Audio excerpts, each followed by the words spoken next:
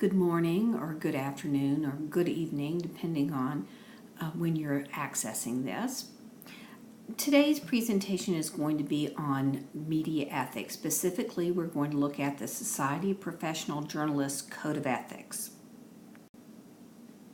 This first slide is pretty self-explanatory. It talks about what is a code of ethics. What a code of ethics does is verbalize or articulate a profession's values and the moral principles that govern an individual or a profession's behavior. What is a profession? By virtue of the fact that most of you are in college and some of you are studying communication, chances are you are aspiring to work in a profession. What follows are a list of shared characteristics among a profession.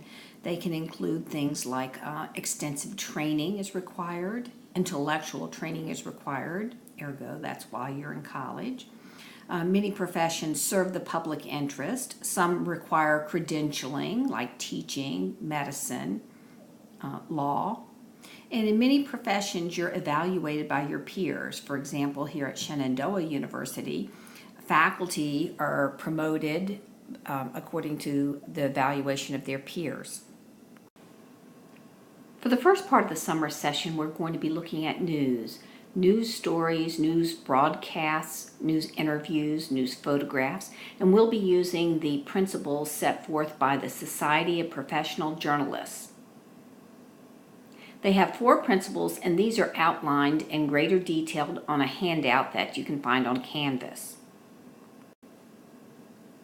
The first SPJ principle is seek truth and report it, and that is fundamental to American journalism. Journalists should be honest, fair, and courageous in gathering, reporting, and interpreting information.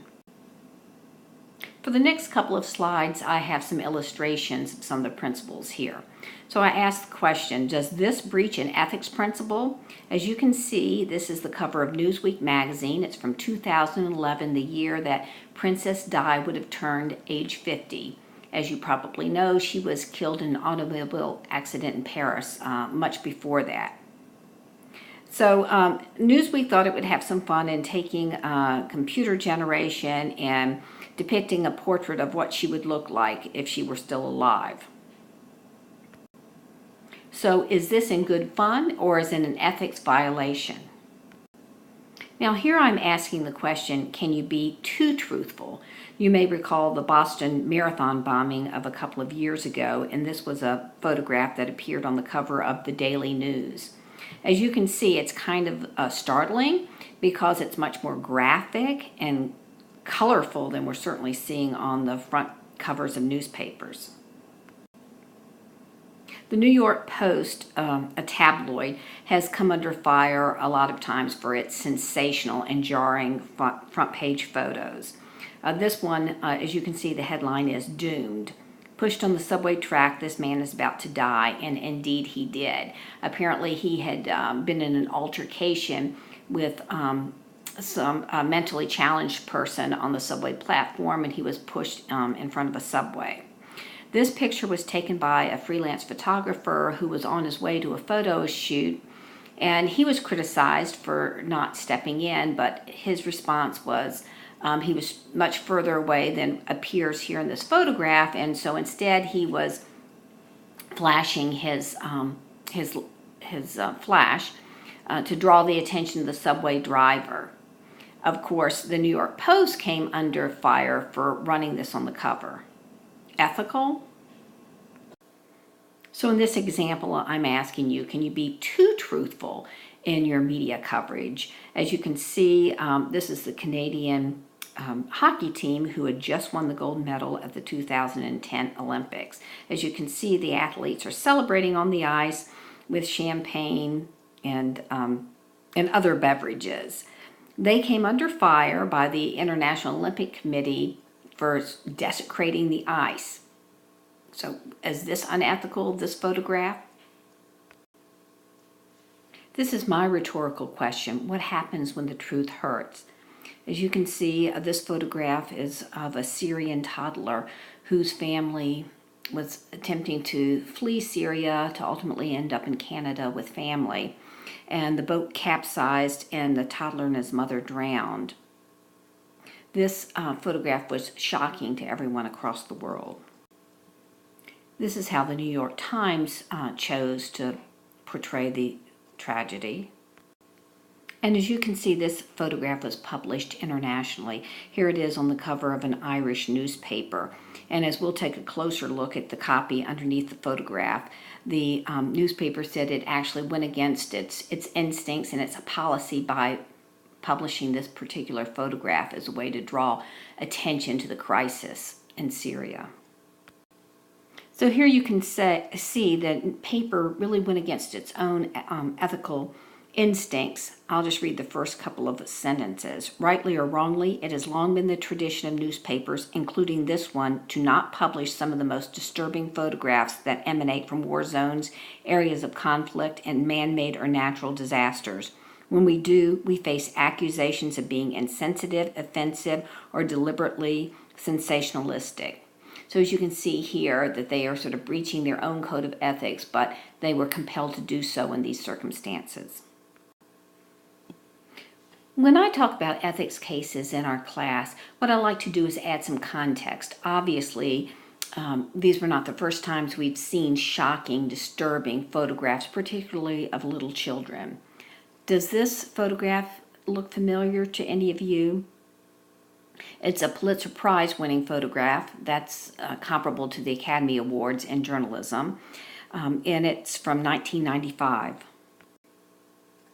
So as you can see, this photograph is from 20 years earlier. It's of the federal building in Oklahoma City, which was bombed by Tim McVeigh. On the second floor of the building was a daycare center, and so several children were injured or killed in the bombing. In the previous photograph, this child had died. Okay, so our first SPJ principle is seek truth and report it. Our second one is minimize harm. Journalists treat sources, subjects, and colleagues as human beings deserving of respect. So obviously, minimize harm refers to not just physical harm, but psychological harm as well. As I mentioned earlier, both the New York Daily News and the New York Post are notorious for their highly sensationalistic covers. This one is from only about a year ago, and it was of the live on-camera murders of the Roanoke, Virginia reporter and cameraman.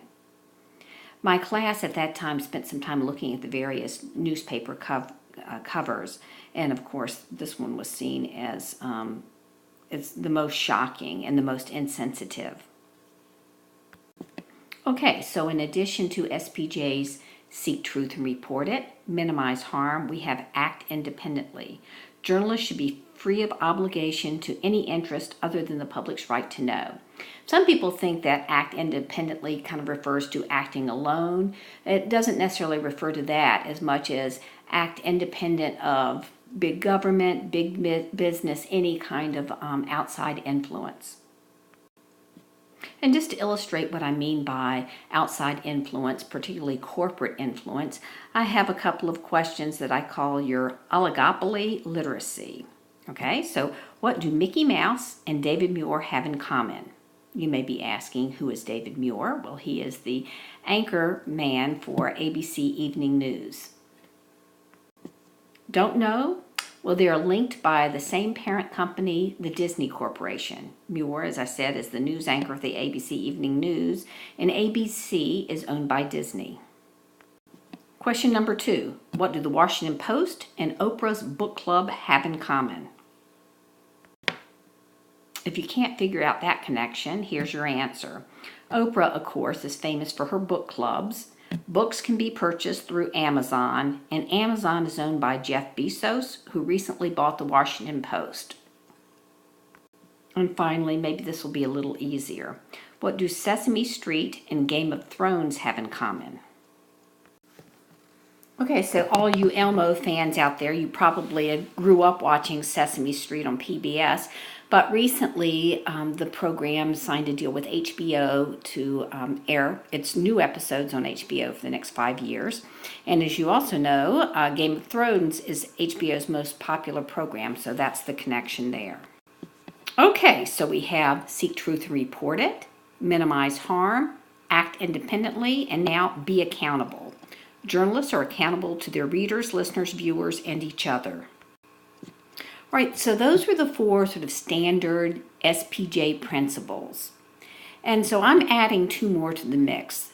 These were generated by the Poynter Institute, which is kind of a think tank education center for reporters, journalists, and journalism educators. And so in light of social media and new ways of reporting, they've added be transparent and engage the community. You can read through this. Be transparent shows how reporting is done and why people should believe it, and encourage reporters to acknowledge mistakes and errors and correct them quickly. Engage the community, making an ongoing effort to understand the needs of the community you seek to serve and create mechanisms to allow community members to communicate. Obviously, if you use any kind of online news sources, you know that at the end of a news story, there'll be a place to comment. So it's much more interactive news reporting now as opposed to the days when it was just linear or one way. If you wanted to respond to a story or a report, you had to write a letter, make a phone call, or so on. Okay, so we're looking at 6 principles now. 4 initially created by the Society of Professional Journalists: Seek Truth and Report It, Minimize Harm, Act Independently, and Be Accountable. And we're adding 2 more to the mix. These were generated by the Poynter Institute: